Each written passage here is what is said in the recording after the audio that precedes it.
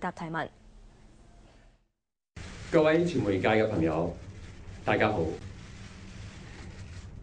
由3月12號到而家，我一直冇公開露面，主要嘅原因係因為經過3月11號同埋12號呢2日，見到咁多位嗰種盡忠職守嘅採訪表現，令我憂慮到，如果唔係喺一個安排好嘅情況之下公開現身，可能會影響到大家自身嘅安全，引起混亂，又或者導致到使用緊同一個公共空間，又或者係私人空間嘅其他朋友不便。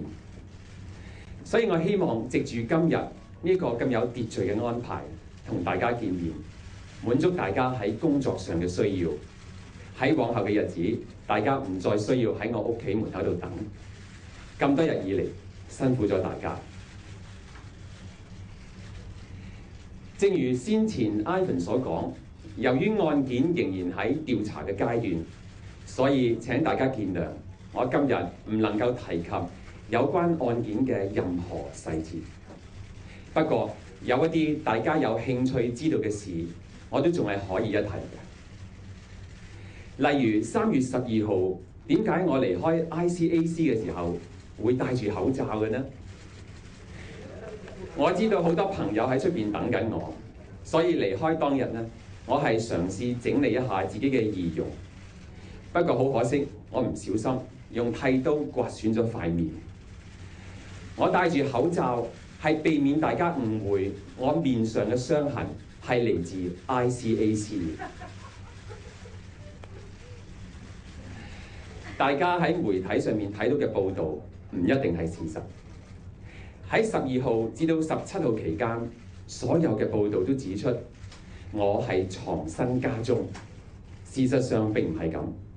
我一如以往有外出同朋友見面，出街食飯，唔單止係17號，亦即係昨晚俾部分傳媒影到嘅嗰一晚，仲去過公立醫院嗰度覆診添。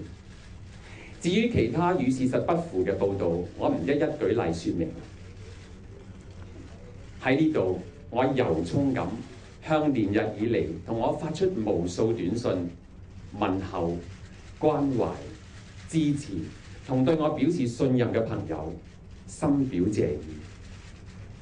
當然，我亦都要好感謝旺角花墟嗰位賣碌柚葉嘅老闆，多謝你嘅買一送一。我想同大家講，我生活得好好，唔需要為我憂慮。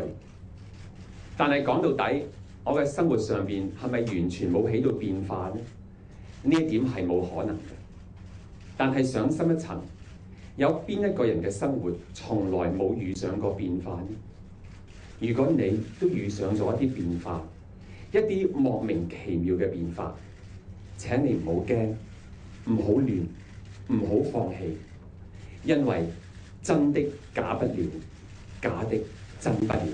多謝大家嘅支持、關懷同鼓勵。正被警方商業罪案調查科調查嘅商人陳振聰向警方報道，陳振聰由律師陪同坐車到西